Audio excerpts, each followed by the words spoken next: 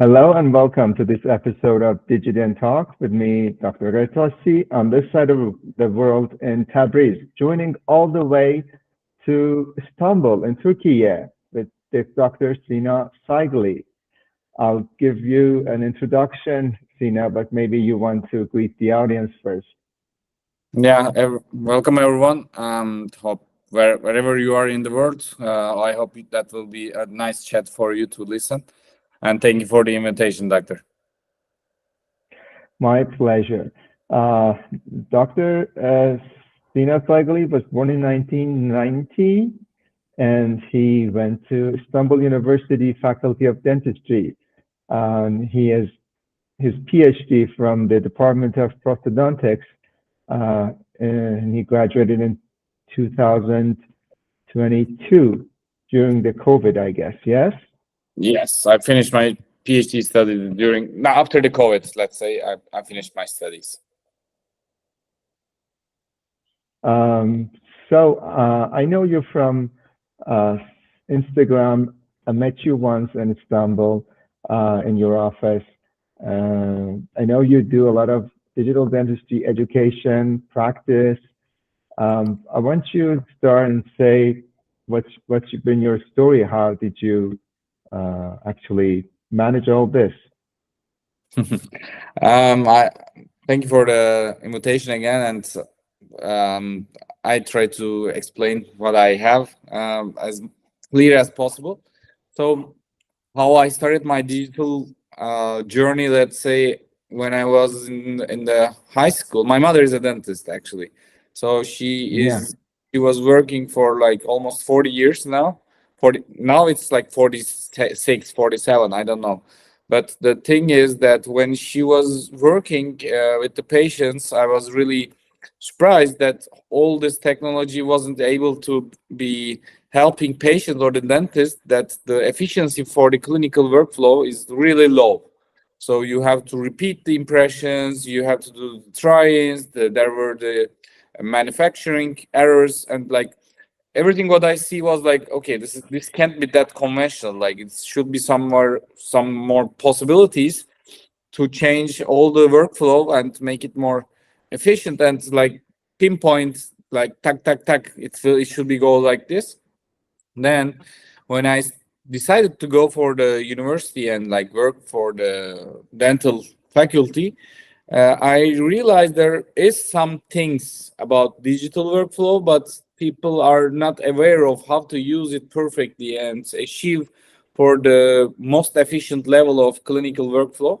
So as you might guess, that I am also like really passionate about the digital tools, like the tools for the gaming, tools for the computing, tools for the any technologies that you can use for daily basis, like even the scooters, the electronic scooters that some companies were trying to get into the market. I had the scooter for myself. I already had it.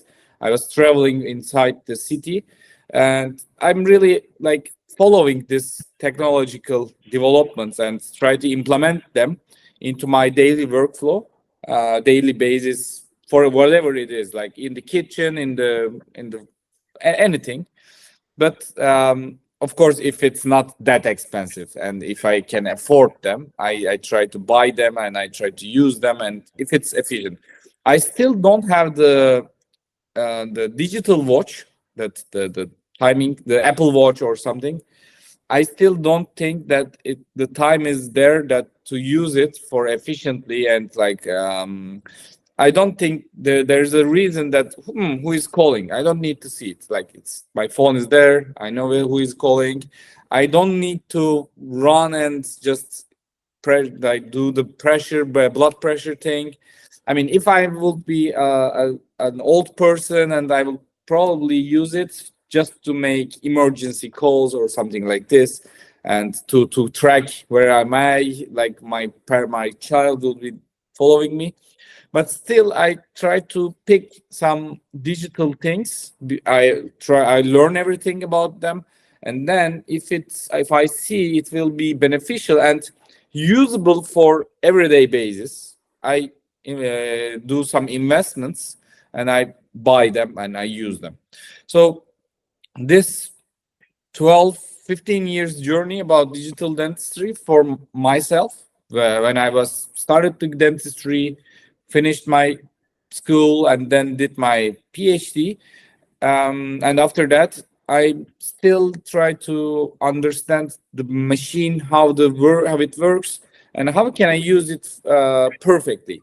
If it's working 75%, I'm not really satisfied with the product. I'm not really satisfied about this technological development. That's why if it's there and if it's working, I just believe it, and then I use it. So my journey just basically started like this, and in Turkey I'm just like not in Turkey as well. From the exhibitions and everywhere, I try to see which possibilities in the dental world still exist and how I can learn this and also share my knowledge to the other people in Turkey. I try to do it basically for last couple of years. I know you're fluent in German and English and Turkish. We could do this in Türkçe, but I thought it's really difficult for me to say 3D yazıcı, 3D printer. Yes. Yeah, these are all emerging topics that did not exist in dentistry.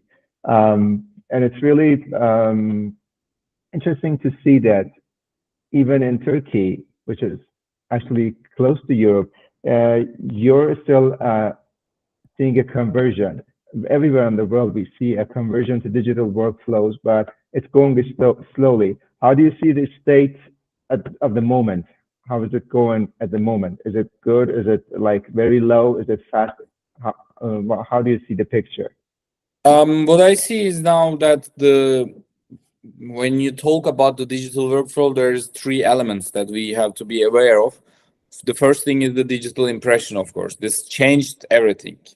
And digital impression devices like Sirona, like 3Shape, they're extremely expensive for regular based dentists, like for everyone, let's say. And the Chinese companies, especially the A-Teeth and also Elliott Star, which is acquired by the Straumann Group, which is like really huge thing, I think. The Chinese brands are really coming really strongly, and what I tested for a couple of last months, these devices are really working very well. Like, and they're accurate, they're fast. Of course, there are some negative parts of the devices that they can't compete perfectly with 3Shape or like the Prime Scan, but still they will be improving day by day, and the software is getting improved. So the devices will be probably so much placed in the market, and probably everyone will have the digital impression devices in maybe 5 years. Like how the dentist didn't have the endomotors for the last 10 years, maybe. Now everyone will have the digital impression devices because the devices are getting so cheaper, like $6,000, $7,000. So everyone will buy one. And this is the first thing, that everyone will be switching to the digital impression probably in 5 to 10 years. Like most of us, probably 70-80% of the dentists will acquire one digital impression device. Some of them will have two, maybe, if there will be multiple chairs. So the second thing, the 3D printers, as you mentioned, like we are still at the part that we can print many things, surgical guides, occlusal splints, or whatever. But the permanent restoration is the most important key in our treatment workflow. That the permanent restoration, which we have to do nowadays with either milling or either with conventional workflows like the pressing or something like this, depending on the material, of course. What's the problem is that we can't really 3D print every material with the workflow. So if that exists, like Ivoclar, the one of the biggest companies in the world, as the material producer, they now in 2023, they now improved the Emax, the lithium disilicate resin somehow, and they now try to print that with really expensive machines actually, but 0.2 millimeters veneers are printed with the lithium disilicate, which is like mind-blowing. If we can achieve this kind of technology, then we will not need the pressing, or we will not need the milling at all. Zirconia is the same history, same story. They are trying to improve the all materials to the 3D environment, which will be like amazing. This will happen probably in 5 to 10 years as well. But when it happens, it takes time to be scientists, like the researchers has to do some research if it's working efficiently and if it's working the same quality as the other ones. So KPI should be there, and this quality control will lead to the market that, okay, this is working now, every dentist can use it. This happened with the digital impression devices. Digital impression devices are there for like maybe 40 years, but now everyone, all the researchers are saying, okay, you can use it with confidence. Clinically, there is no statistically difference about any device. There are some differences, but you can use it for compared to conventional impression. So 3D printers, when it happens, the permanent restorations can be printed perfectly.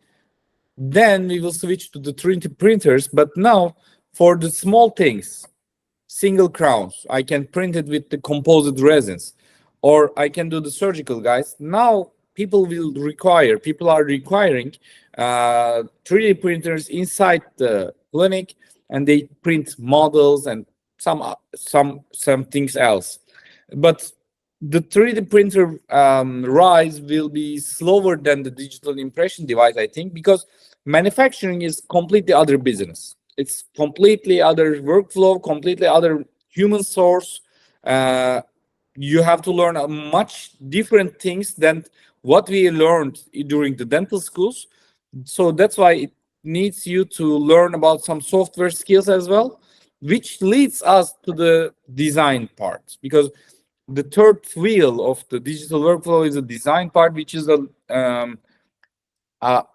world that you can't imagine how big it is. Like, you can design anything, and if you are using a 3D printer, you can print anything. That's the beauty of it. Any geometry is possible to be produced. So that's why the software skills that the dentist has is really low, extremely low, let's say, because okay, we can use the smartphones, but sitting on a computer designing something is completely different. And the second thing, I don't know in generally all around the world, but it's probably the same in all countries. During the dental schools, in the first 2 years, we try to teach dental students about the laboratory work.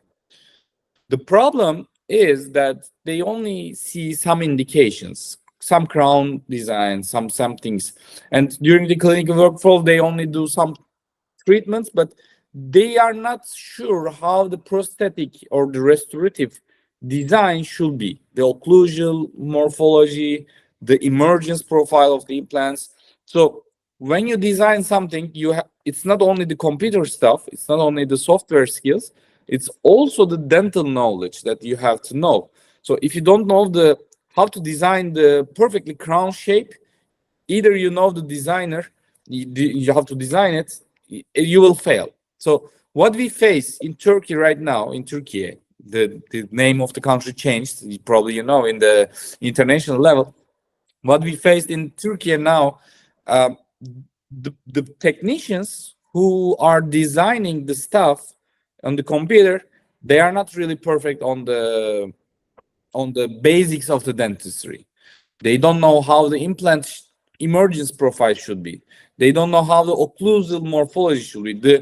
The articular eminence is impacting the condylar slopes, is impacting the tuberculum inclination, and they always do this high level of tuberculums on the morphologies, but you can't do it for all the patients, but what they know, what they teach, okay, you use this software and you design it like this.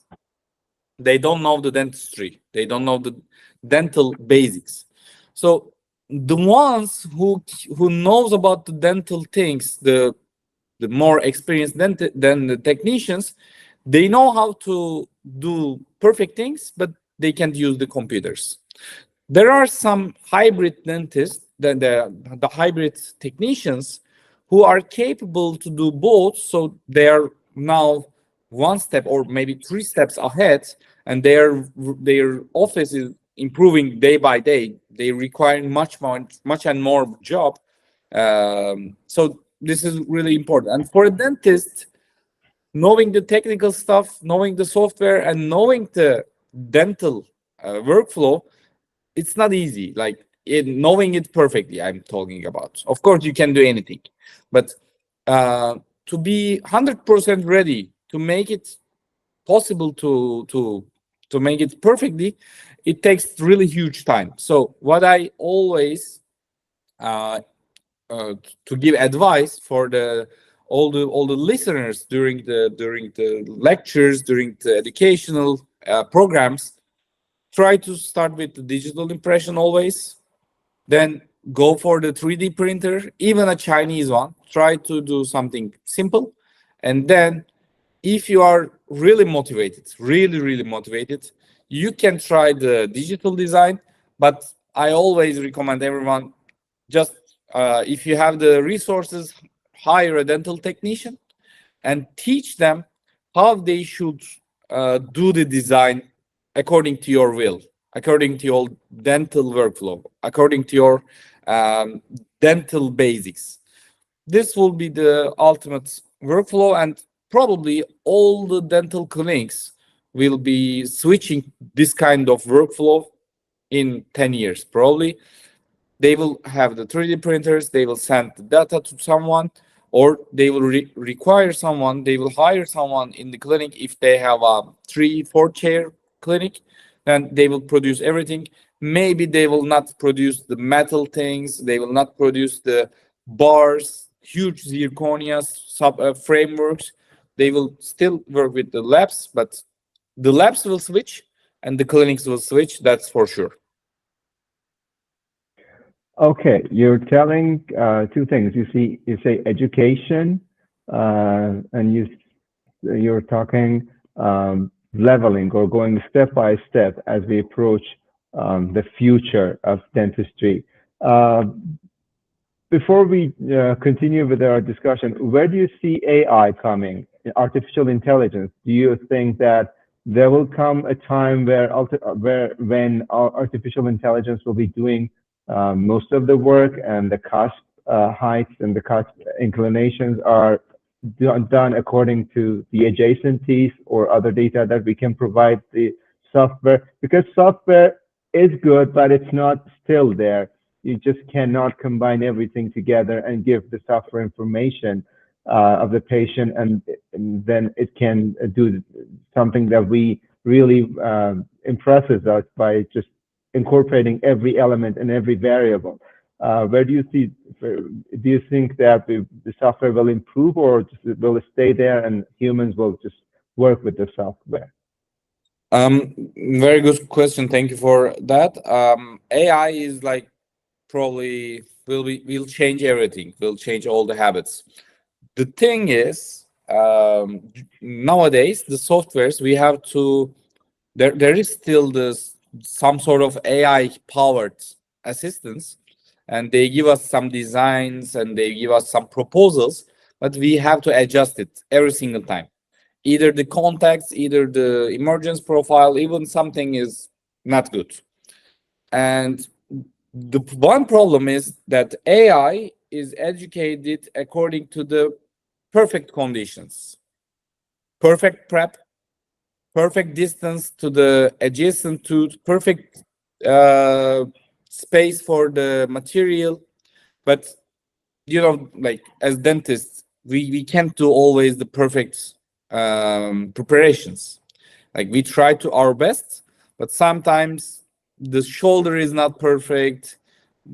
Some distance to the adjacent tooth is not really good. So the material is not that thick. So software is like, okay, what do I do now? Like the space is not good. So what should I do? I do over bulking. So you have to reduce it from the adjacent tooth. Like the AI is not that clever right now, but it will be for sure.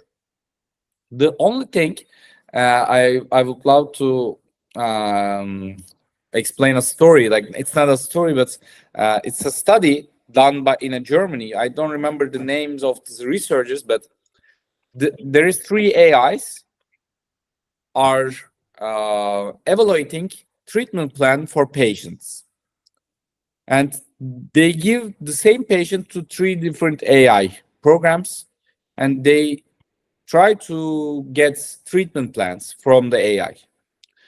The first AI is giving us the full extraction and doing implants. The second AI is doing full perio treatments. The third AI is giving us extraction of some teeth and doing some implants in between.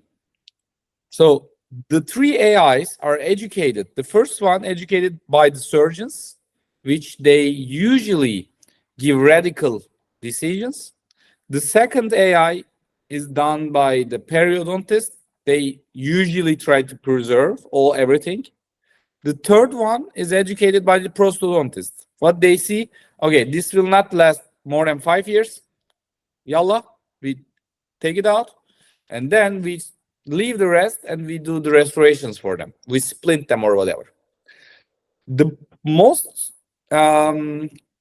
dangerous part of AI is if you let them educated by the wrong people, the solution will be not good.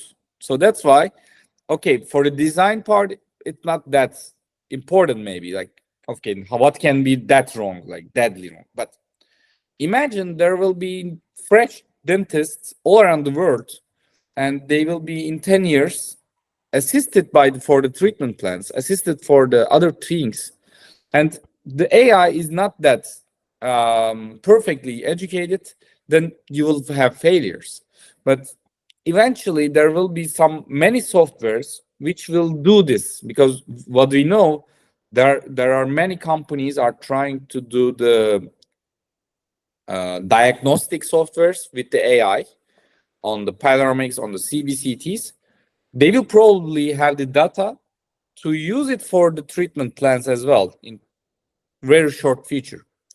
And if the treatment plan is given by, I don't know, a prosthodontist or a surgeon, it will be different, as we all know, because each time this is the most fun thing to discuss. I'm with the team, a surgeon, a prosthodontist, and the periodontist. We discuss something and everyone has different thoughts. Okay, we can keep this. No, we can't keep this. And this is the old discussion. And AI will not have this discussion because it will be taught by someone's dental habits. And then we will continue to follow this. I think this is the only dangerous part that we will face. But the AI will probably do everything in 1 minute. We will just scan. The AI will just design inside the impression software, and then we just send it to printing. But it will take some time, I think. And still, there are some very good improvements. Like there is the software called Blue Sky Plan, which is placing the implant virtually by himself, one single crown. It measures the width of the bone, the height of the bone, and it decides this implant will be good for here, and this crown should be here, which is really good. AI assisted. There will be more improvements, probably for upper jaw and everything. For a full arch scenario, it will be the same. The dentist should be aware of, we should be aware of, that there are some things AI can't assist us, or maybe will assist, but not yet. The VDO, vertical dimension. the aesthetic planes, how the patient will see, and the philosophy of the patient, the psychology of the patient.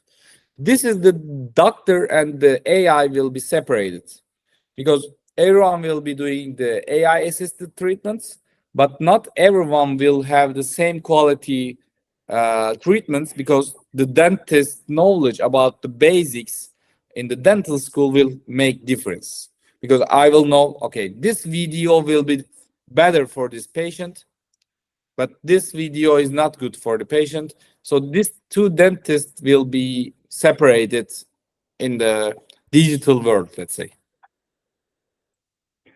Exactly.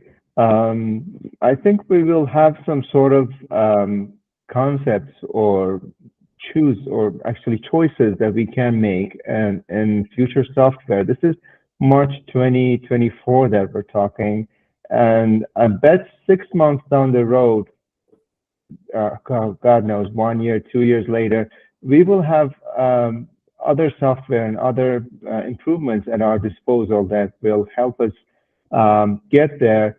But do you think all this can help the overall dental community to catch up with it? Will it make it easier, or there's still another buffer of education and money to buy equipment and so on? Or do you think that with some sort of equipment bulk in the office, people can maybe design things in the cloud someday and get them back on their printer in their offices? Do you think technology will make it more expensive, or make it less expensive, or it won't change? What's your prediction, if you like? Yeah, like, I mean, it's like sci-fi movies, like we are talking about. It's a small part, of course, but what I think is like the scanners will be always in the clinic, like for sure. We have to make the scan, but the other things will evolve much faster, much differently than maybe we think. But the cloud-based softwares are there. There is the DentBird, there is the Shape cloud service as well. There will be some, probably what I was trying to explain, the same thing, like we will scan, AI will do everything, and then we produce either in office, out office, in the lab, whatever it is.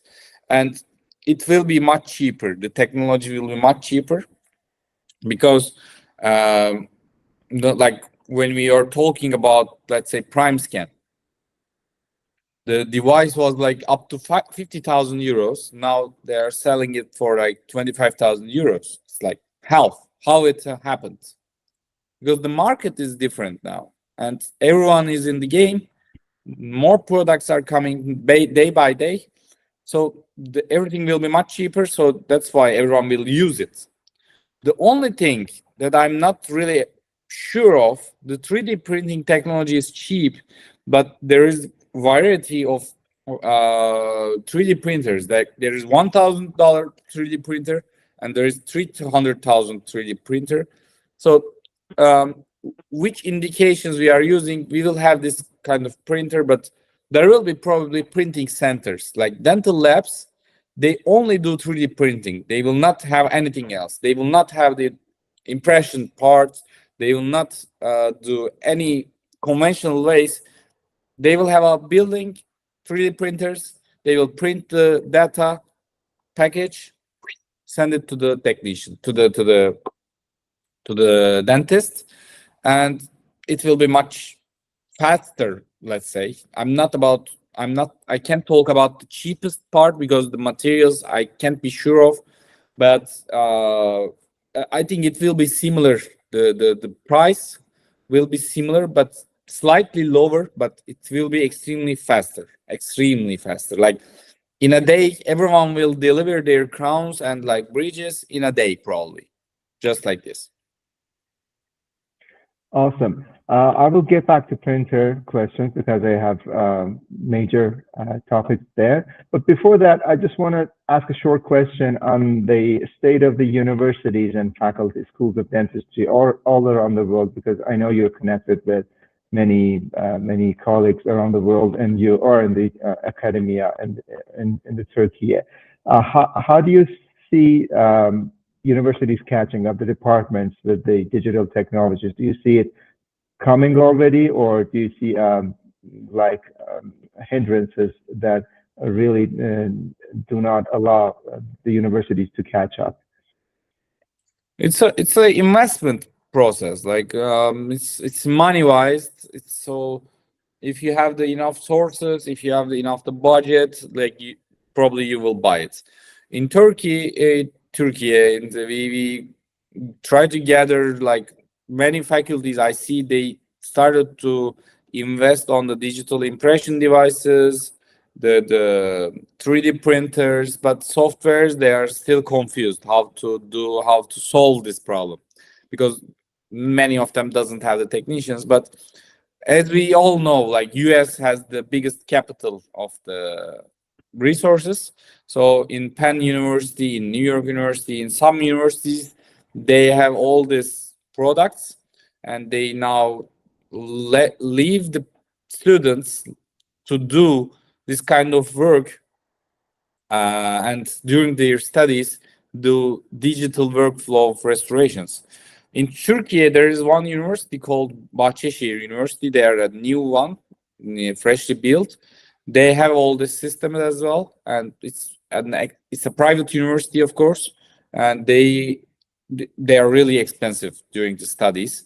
But if you are inside, like the university has all the facilities to take the digital impression, 3D printing, or like the milling devices, many of them, like not only one, and many variables. You can either mill a block, you can mill a disc, you can do whatever, which is really huge for a dental university right now. But the problem is why the universities are following this little slowly, because each improvement is first in the universities, always, all around the world. Implants, let's say, they are done in the university first. But now, with this digital topic, it's not easy, because what you buy is extremely old in 3 years. So that's why it's like the technology is so fast.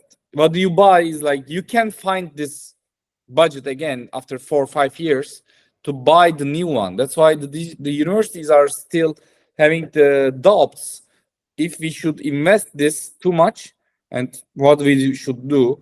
That's why in our university, let's say, we are going a slowly one, like more slower than maybe some others.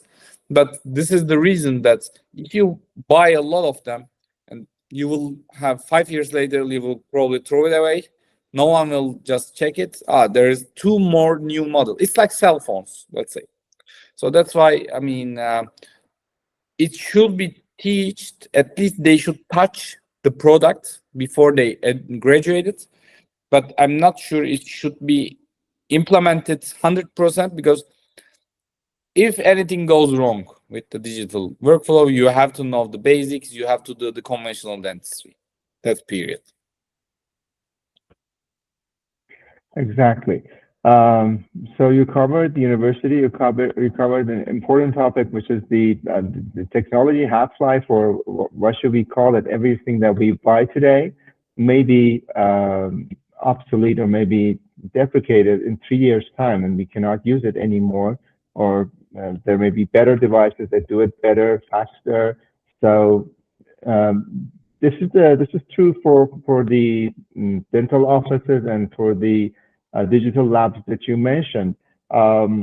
So how does this come to an end in terms of the financial arrangement? You think it will be a wise investment to do this for everyone today in 2024? I mean, I'm always, as I mentioned before, like step by step. Go with the digital impression. Don't do the biggest investments that what you should do. When you are experienced dentist or expert in this field, then switch to the next one. Then you will see like, okay, I'm ready for the 3D printer. Like you will feel it. What I will probably say is that that will be the most clever and logical way to do and follow the workflow. I think like it's like if you don't know how to write the, I'm always giving the example to the dentist. If you don't know how to ride the bike, you can't buy a motorcycle. It's like that easy. First know the bike, then buy a small size of motorcycle like a Vespa. Then you can go for a super bike. That's the same thing. For everything, it's the same. So with the digital, first start with digital impression, be an expert of doing the impression, doing the perfectly margins, perfectly preparation. And when you see like, okay, I do it perfectly and I don't have any errors, now I can manufacture it. Then you can go switch this. Okay. Now we have a 3D printer in our office or in our lab. You're mentioning new technology, new material, and new 3D printing workflows are coming out every day. Every company is claiming they're doing their own share of research and development and doing products and 3D printing and the workflows to cure those printings, to wash those printings. Now there's a problem of the alcohol waste, and a lot of resin is now being becoming like diluted in the alcohol and going away. So what are our latest technologies? Are we there at the 3D printing, in your opinion, or do we need still development in terms of the workflows and anything new? You just mentioned laminates or veneers, the 0.2 millimeters, yeah? Yeah. Getting printed. The thing is that 3D printing is a world that still be discovered. Like still there's too much thing to be investigated. Let's say I can give any product name here. There is the restoration resin called Ceramco. It's a permanent resin that you can use it for the permanent restorations, and it's somehow composite based ceramic field restoration. It's very strong and like you can use it like 3D printed and go for it. What they did in the first, like they printed it, they let it to print it, and then when you take it out, you were wiping it with an alcohol-based tissue, and then you clean it, and then you cure it. Then they saw the alcohol is giving you the problem of the mechanical properties. Then they somehow found another liquid that cleans the product, and which is sold like separately. They assume that this is an environmental liquid that is not polluting the waters and the environment, but we don't know. Like the company is claiming it's good if it is. The alcohol usage will be dropped, but still 100% of the world is using the IPA. IPA is the isopropyl alcohol. It's the toxic. It's the most cancer. Cancer. How you say it? I don't know in English. It's promoting cancer. Yeah, cancerogenic. Yeah, cancer-generating. Yeah. It's like it's not a good product, but everyone is using it daily basis. So there will be some products coming up like this. Okay, the resin disposals should be really dangerous. So that's why we have to be aware of it, how we can solve this problem. The industry is working on it, but because of the cost of this new products, people are not motivated to buy them because they don't think, okay, there won't be any problems. But let's remember what the technicians had problems with their lungs. They said, I will not wear the mask. Nothing will happen. Many people died. So it's the same risky story here, that people should be aware of using this kind of products. And we still don't know how to do it perfectly. And what we know, many labs are still using for a curing device, let's say, a UV unit. But the UV unit, if you have more than 2 millimeter thickness veneers, we know that the light is not getting penetrated perfectly inside the veneer. So if you have a non-transparent material and then you are just placing a UV light which is not penetrating inside the material, it will not be cured. So that's why a device called auto flash pops up, and this is making the flash units, and this flash light has the lower magnitude of light, so it can penetrate in the material and it cures it perfectly. So let's say, as the same example, Ceramco is proposing us to use this curing, but what I see right now in Turkey, people are using the Ceramco, they print it somehow from any device, then they do the alcohol, they put it in the UV light, the light is not, the color is not perfect, the curing is not perfect, and the restoration fails. Oh, 3D printers and the restorations are not ready. Why? Because you didn't do it properly. This is the problem of the 3D printing world right now, that let's say immediate loading. People are claiming immediate loading with the 3D printing technologies, with the temps, are always broken. Why? How you do it? Did you properly cure it? Did you properly align it inside the impression? Your impression was good or not? Did you make it inside the mouth? Which material did you combine with the implants? There's a huge gossip going around that the 3D printer is not ready yet. But what I experienced so far, last 2 years, 3 years, which I started to do the 3D printing workflow, and I saw my failures and why the failures are there. Now I'm having the perfect life because I finish, I design, I manufacture it, I do the ultimate post-processing. I do not have any workflow, any problems. I have follow-ups with the 3D printed resins, 3D printed permanent restorations up to 3 years now. I think it's really good. And I'm still following it. And this is the thing that the dental professions should be aware of.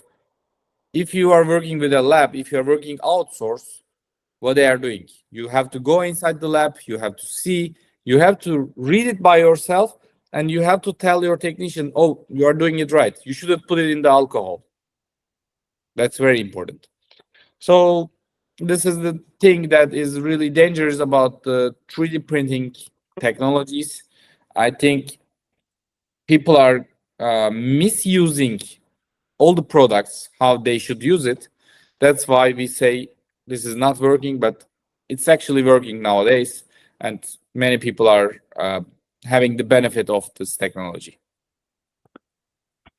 Yeah, it is understandable that the companies are trying to make a benefit because they're investing in their research and products. And more often than not, we see products, and we have seen through the years that come with a workflow. That the printer comes with its own material. Maybe it's prime print, that it comes with its big curing unit. Then we have maybe some other manufacturers that suggest the use of their own material to get the strength and the physical mechanical properties that we require or we expect from splints, from surgical guides, from temporary restorations or so-called permanent restorations. So do you think that we should be, as dentists or the community as a whole, we should be like following what the manufacturer says, and can we experiment with different printers or different materials and see how things go? Do you just develop a workflow for yourself, or just follow what the manufacturer said? No, like, let's say the manufacturers were proposing us actually how the product is perfectly used, like can be used. I'm trying to, of course, set this setting, but we are not using only one material. We have maybe variety of like 15. So in order to accomplish for each, you can't buy everything for each product. So that's why when you combine everything, you finalize the ultimate workflow, which is applicable for everything. So this is what I did actually. Like I tried to implement everything and then see, okay, this device, I have to buy it. The auto flash, the curing unit, it's a must. Without this, you don't do the 3D printing workflow good at all. Then the washing part, it's like cleaning. Anyone is proposing something, I did my research and then said, okay, this is the ultimate solution, I go for it. So this is how you say, I mean, which products you use, you just see the company is giving you, because we don't have the papers yet. The literature is giving us some proposals, like some insights, but the technology is so fast, the resins are changing so fast, the printing technology is changing so fast that the research are made, but it's old already. So that's why it's so fast, like going on. That's why we have to rely on the manufacturers. Now, do you do any research yourself, the department, or you just left the department? No, I'm still at the department. I do research about some resins as well, and we try to understand how the cleaning part affects the dimensional stability and also the mechanical properties, and also the curing unit, how it changes, and we try to understand and to simulate the clinical and digital lab workflow, daily workflow, how the problems will occur if we face some differences. So of course we do some researches about it, and probably this summer we will have some papers ready to be published, and hopefully we will be finding some solutions and answers for some sort of problems. The dental profession, the healthcare part, and the oral health requires some sort of processes from the get-go. From when you're 3-4 years old, you're putting fissure sealants, you're putting SS crowns. It's kind of some kind of processes, and these are being built from different materials. We have had CAD/CAM for maybe over 30-40 years, and now it's been developed to the date to today. We have now really good solid material to be used as replacements for tooth and structures like titanium that's been used as implants, or the superstructure that's coming over it. This is, for the most part now, when we're speaking about permanent, we're talking about milling. Do you think, or where do you think those lines in the graph are crossing that 3D printing will get over milling? Because we know milling is quite accurate, but no, 3D printing is accurate too, and there are dimensional changes and things that are related to the workflow. So where do you see that?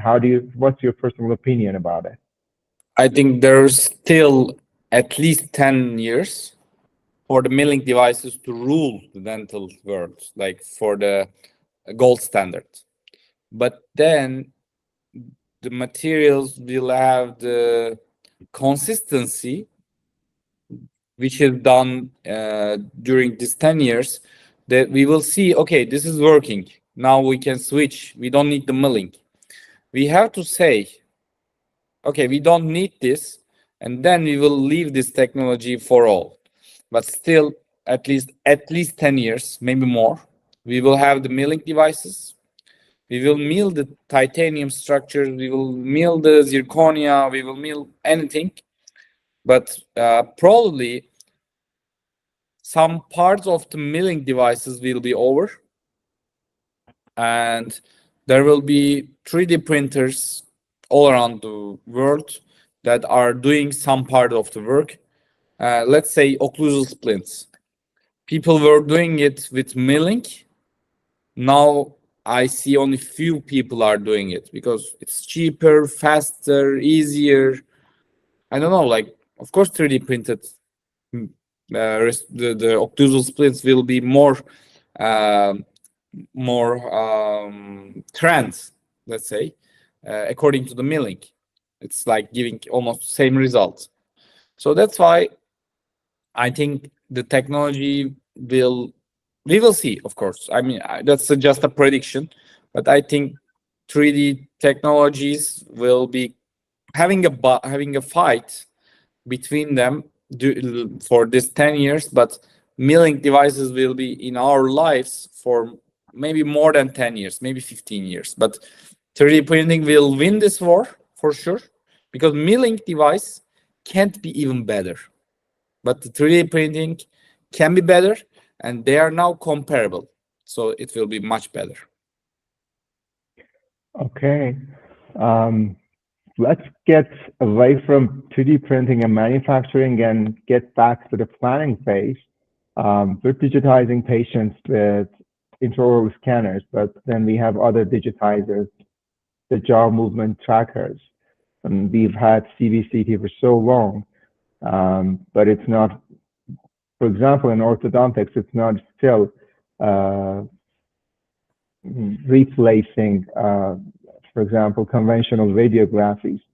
But we're seeing the change and we're seeing the shift, especially in reconstruction, prosthetic reconstruction, be it just a video increase, some cosmetic treatment, or someone edentulous, totally edentulous or partially edentulous, getting a treatment.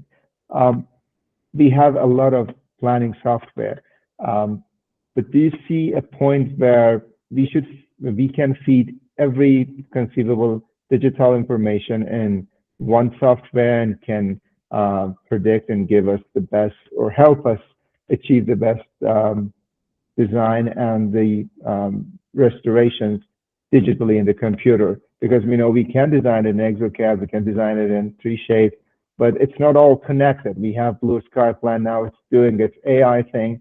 But still, if you want to do a really complex case, you have to combine the results of all software together just to get to a point that you can do some really big case accurately and good. Will there be a point where we have software that gets every information and gives us, for example, a surgical guide, a reduction guide, the temporaries, and then we can use the same, or maybe the revised scan to get the actual permanent restorations? This all together, considering jaw movement, considering the condyles, the movements, the whatever that we have in prosthodontics. There will be some software which will combine everything. Actually, like 3Shape or ExoCAD is already can combine everything, like the modules that can require the CBCT and the jaw movements and everything, and then we can use them during the design phase. The problem is that if you are planning some complex case, let's say a wax-up for the patient that will be having an ortho treatment, and after we will do the treatment, we have to switch modules. We have to do first the wax-up, then switch it to the ortho module. Then I have to decide the teeth should be go to this point and blah, blah, blah. and then I will do the in-house aligners. It would be much better, much easier if we would have, okay, this is the patient, and this is the final version what I would love to receive, and then I can do everything one by one in the same interface, the ortho treatment aligners, surgical guides, the implant planning, and blah blah blah. I think this will happen, but the problem is, like, if you make this kind of a thing right now, it will be too complex, because the wizards that we are using during the design phases are meant to be done for the simple cases. Let's say if you have a endocrown, you go in, you select the margins, you select an insertion way, and voila, it's finished. But for this kind of complex cases, the wizards are not easy to improve on the phase of the coding. It's not easy because it's very, very complex. So in human mind, what we think, it seems very easy because we decide, okay, this teeth goes there, this teeth goes there. We place one implant there. In 1 minute, we finish the case. But what we can do easily, computers can't do easily. What computers can do very easily, like a huge calculation, we can't do it. It's so different than the human brain. So that's why I'm not sure if it's gonna happen that fast. So that's why for the design process I'm talking about, but maybe treatment planning proposal, it will be same as what we do. Like the computer will give us some proposals, but for the design part, I still think there will be modules differently, because the computer will be like, it's very hard to code it for the software. Okay, where should I start? Like to place the teeth first, then do the aligners, or just the implants first? Like the simulation is really hard, but it eventually will happen. Not maybe in 5 years, but maybe in 15, 20 years, it will happen. It will even say us, the data that is collected by the AI, by the software, the diagnostic software will be there, and we will place the CBCT. It will see the root canal filling is done 5 years ago, which needs retreatment, and it will say us 72% that you will accomplish this case perfectly if you use this kind of files, and if you fill the root with this, and if you seal the top of it with this. It will probably give us this, and we will say, okay, 72%. Is it worth to do it or not? We will discuss it with the patient. The patient will say, okay, let's try. Maybe it will say 30%, it will not work. So don't do it. It's on the red area. What we know on the implantology, there is the charts for the risk tables. And heavy smoking is on the red side. We will probably, when we place the CBCT intraoral impression of the patient, and the software, we give some insights that's about the patient's anamnesis, and the software will say, it's your chance of getting a really successful implant treatment is 62%. Then you decide, okay, let's do it or not.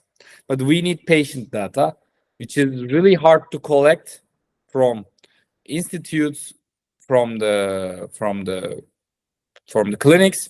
So the papers, the follow-up, the retrospective studies or the prospective studies will be much more important for this AI to give some proposals or like decisions about our treatment success, let's say. Yeah, exactly. I think the face of research industry or research activities will shift to a more universal approach. That's my prediction in maybe 10, 15 years. We're already changing the policies to availability of data. We're publishing every conceivable data that was collected during the study. But maybe there will be tools that help us gather information in a more consistent way across the world so that we can use that information to our benefit later. So that, as you said, we can predict if you're here, if you're this certain age, you have this certain risk factors, so to speak, then if you get implants right now, you'll be good for the next 15 years. But if you retain these teeth and do some implants, maybe you will see the dentist more than once during this period. So yes, it's kind of, yes, you will have some big treatments. Maybe you will have to extract them again and you have to put implants later.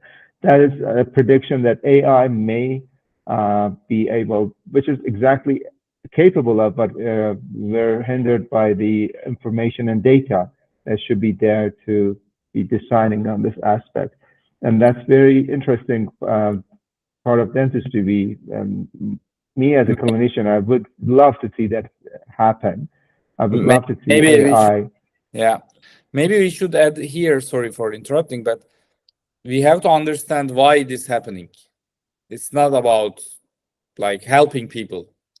The industry wants us to make this profession not a physician job, more an analytic job. So 1 + 1 has to be 2 always. So there won't be any failures of the treatments. There won't be repeatable treatments. There won't be any misfailures of the plannings. So the resources will be used much accurately. The industry will use much more power on the treatments, and the governments will have the power to lead the treatments process for good, to make it more efficient in country level. So we have to be aware of these 3 things, why this technology is changing. It's not changing because to help dentists and to make us live a better life. It's changing because the capitalist world is aiming us to make it better. So to use the resources in a much better way. I didn't get your view. Is it a positive thing or is it a negative thing? I think you just think it's a negative thing. It's a little negative. It's, of course, there are positive sides, but it's not the philosophy behind it is negative. Because it's always like how you say it, to make everything faster, everything much more efficient, but still you have to be consuming some technologies. You have to be in part of this chain. You have to eat from McDonald's, let's say. I get it. I get what you say. I hope McDonald's will not sue me because of this word. Yeah. But I envision some AI, for example, in a dental office, just taking care of many of the jobs and just leaves only physical job for the dental assistant or the dentist to do. I'm not undermining the dentist's position in clinical decision making and interacting with the patient as a human, but I think it can, in theory, leave us with more time to enjoy our lives as humans and not be chained to our chairs just to do lengthy procedures that could be maybe done faster, or do administrative work or do design things that could be done with technology. But then again, technology comes at its own price, as you said. Yeah. So I think we covered a lot of topics in this conversation. It was really enjoyable for me. I hope you enjoyed it too. I know it's a Friday morning, and in Turkey, you gave us your precious time to speak with us. Is there anything else you want to cover in this podcast? If there's still someone to listening and will listen more about me and you, just follow our YouTube and Instagram channels maybe to we share as what we can see, what we follow from the world. And also digital technology is something that we can't run away. We will be inside. So that's why the day you are starting the digital workflow, like later and later, it will be hard to catch up the train. So I advise everyone to be more focused and more learning these technologies, but just after learning everything on the regular conventional books and the regular dental knowledge, you have to first complete this and then go to the digital workflow. I know you have a podcast yourself. It's called 220 Volt Dentistry, accusing Volt Dentistry on YouTube, and you have a channel on Telegram. I want you to give our audience a sneak peek of what you do and what you have done, and any plans for the future with these channels. Yeah, I actually started this by myself. Now we have like a 40 people group that we are broadcasting on YouTube. We start a podcast on the Spotify now, and we have a website that we are doing scientific papers, let's say. Like, it's not scientific papers, but it's not like a magazine or something, journal, but we will recover some things. It's like an encyclopedia for the dentist. We have some sort of like projects for the YouTube as well. So we started on the 17th of April, the new season. We each year we are improving ourselves. We are getting bigger and bigger. What I would like to do is actually a media group for the dental community to share the newest thing, some things that people are afraid to talk publicly. Let's say, which scanner I should buy. Everyone is talking, okay, all of them are good like this. Well, we will cover on our first show, which scanner should I buy? Like, what kind of a clinic am I? What kind of a dentist am I? And which kind of a scanner I need? We will discuss this topic. And we try to make this like a TV show, let's say, or a Netflix program. And this is what we are trying to show the dentist in Turkey, let's say, for right now. Maybe we will start some international ones as well. But what we are trying to finalize and like to achieve is there are many conferences, there are many courses all around the country, but some topics are not covered for the dentists, and they are trying to learn it by themselves. The topics that we are trying to cover and we try to give to the audience and learn them, teach them something that they can't find anywhere else in the dental community. And this is what we are trying to achieve, actually. And thankfully, we have a team that is working very hard to make this happen. You said you have a team of 40 people now, 40. That's a big team. Yeah. It's like congratulations on that one. Thank you so much. There are some dental students, which are like, I think 15 to 10 to 15. There are some fresh graduates, and there are some people like me, like slightly older than the other ones, but I'm the oldest in the team. So it's a new generation group that is trying to change the way of education in dentistry, let's say. We try to give something different on the table. That's awesome. Do you have any statistics of how many dentists are there in Turkey? Yeah, right now we have around 50,000, I think. And in 2030, it will be doubled. Doubled? Yeah, like we have many universities right now. I think 106 universities are having graduates. and in 2030 it will be 100,000 dentists. We also export many dentists to the world, to European, of course, and it's like really challenging right now. Like, people are trying to improve themselves, try to find the perfect knowledge, perfect information about everything, but it's so chaotic right now. That's why we are in this game, let's say.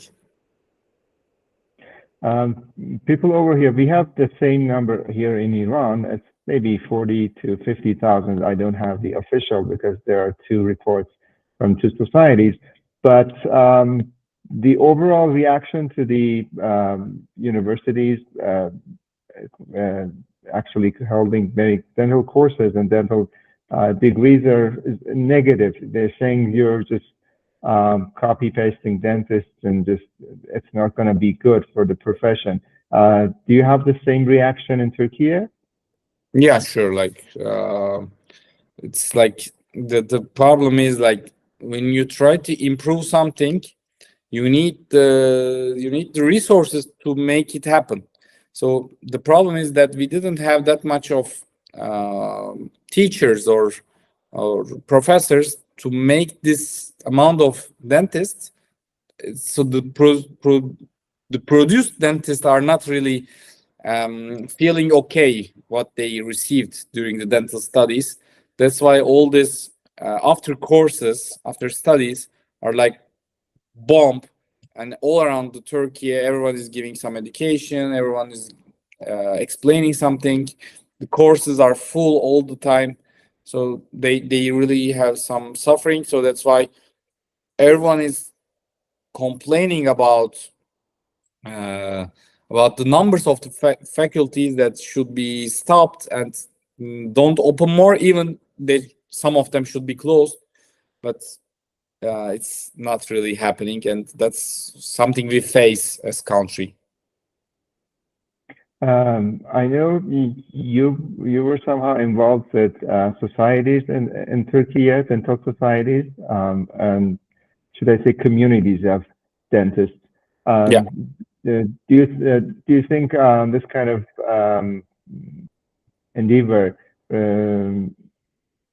it all happens with the intention of helping the community, or do you think because we have the same challenge over here in Iran, do you think that and I know the Americans are not really satisfied with their American Dental Association ADA. They think that they're just giving some guidelines and not really much of help. What is your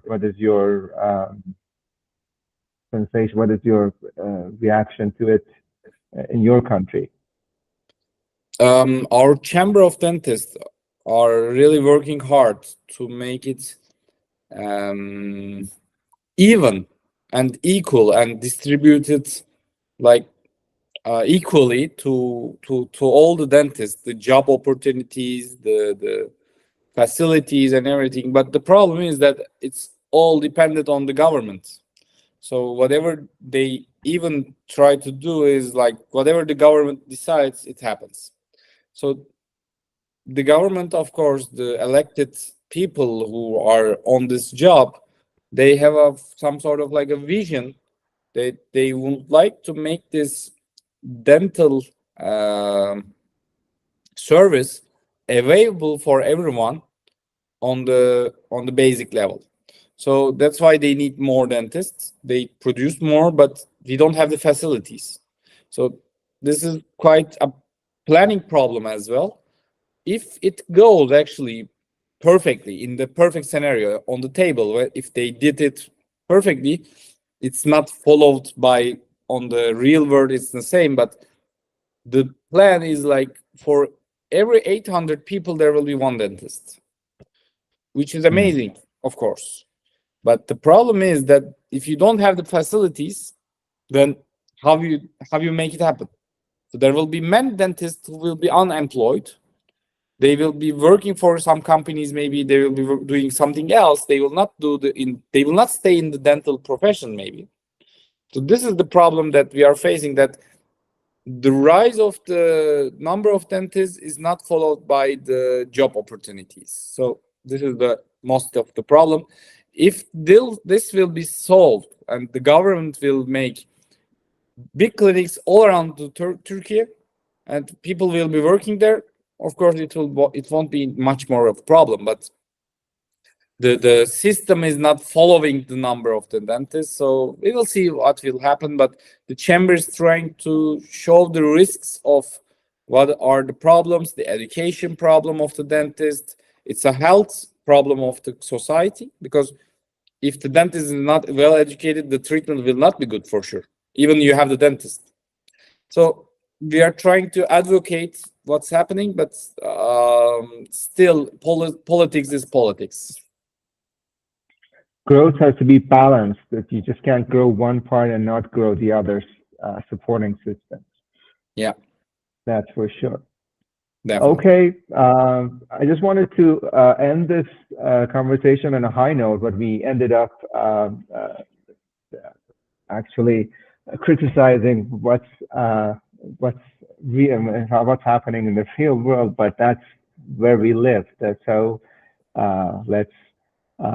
let's think that we have to say, and we have to talk about these stuff too, because it's not all glowy and everything. But digital is good. Digital will happen, but it needs a good environment to grow on, and so needs economy to support that, and that's what's happening. So we'll see where we're getting. Okay, Sina, Dr. Saygılı, thank you for your time and for your insights on digital dentistry and the profession. I think the audience will really find it beneficial, your insights from Turkey. I think the world is now sharing some sort of insights, because the world is more connected than ever.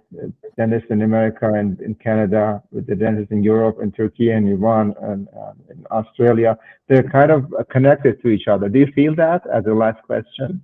Yeah, like, I mean, maybe like there is the dentist called Al Hassani. I don't remember his name. Yeah, he's like doing anything, and he's known all around the world, like who are really passionate about digital dentistry follows him, because he's doing everything, like opening boxes, giving reviews. So people are sharing knowledge even wherever you are, and people are knowing them. Even you don't know him personally, you feel like you know him. So that's why it feels like something different than what we used to have in real world. Yeah, and Dr. Ahmed Al Hassini has his own Institute of Digital Dentistry, and he's based in New Zealand, and he's doing really great stuff around the world. And I follow him, and I sometimes talk to him over Instagram. Yeah, I think we're heading in a good direction, and the technology, whether we want it as dentists or not, will be pushed towards that era and that realm. I think the conventional has no future.